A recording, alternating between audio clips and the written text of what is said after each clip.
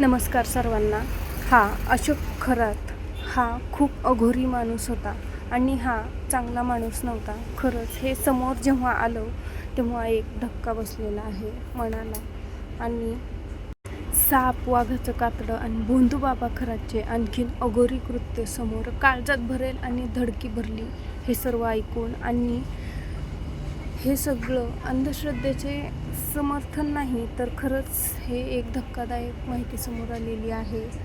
मला एक समजत नाही आहे, इतकी एखाद्या माणसाला वासना कशी काय असू शकते आणि खूप धक्कादायक असे एक एक एक एक बाहेर माहिती समोर येत आहे आणि धक्के बसत आहेत.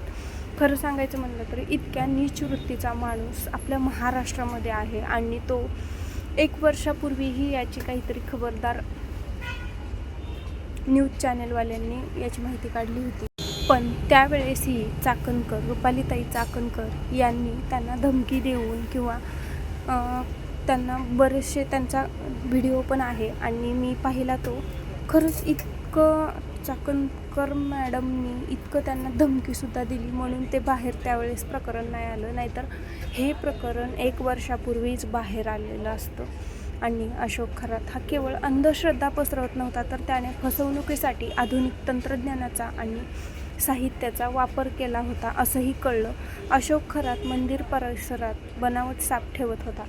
हा साप रिमोट कंट्रोलच्या साहाय्याने हलवून तो भाविकांना साक्षात ईश्वरी संकेतही असल्याने भासवायचा. मला एक प्रश्न पडलाय, खरंच जाणाऱ्या लोकांना कळत नव्हतं का तो साप रिमोट कंट्रोलवरचा आहे किंवा तो इतकं कोणी निरीक्षण केलं नसेल का? इतकं त्या भीतीपोटी भाविक त्याच्या चरणी कसं काय शरण येत असत? त्यांना जराही संशय नाही, काहीच नाही.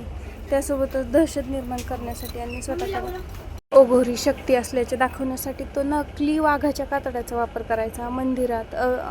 मंदिराच्या प्रवेशामध्ये पण काय भीतीदायक वातावरण बनवत असे. हे लोकांना कसं काय नजरेस पडलं नाही किंवा भीतीपोटी एका लोकांनी सांगितलं नाही का? आणि आता सगळेजण बाहेर यायला लागलेले आहेत असे कारणाने. पण हे खूप घाण पद्धतीनं केलेलं आहे. याला कठोरात कठोर शिक्षा व्हायला हवी. आणि वरतून तर काय कॅप्टन म्हणे अशोक खरात, ही कुठली पदवी याने घेतली काय माहिती. असला या नवा कारनामा, नकली साप, नकली हे करून याला काय सिद्ध करायचं होतं महाराष्ट्रामध्ये तेच कळत नाही आहे. आणि सर्व राजकारणी लोकांचं तर काहीच कळत नाही आहे, इतकी कशी त्याच्या आहारी गेली. असा नेमका काय करत होता तो? राजकारणी लोकसुद्धा त्याच्या आहारी गेली. आणि रुपालीताई चाकणकरांचं तर अवघडच आहे बघा.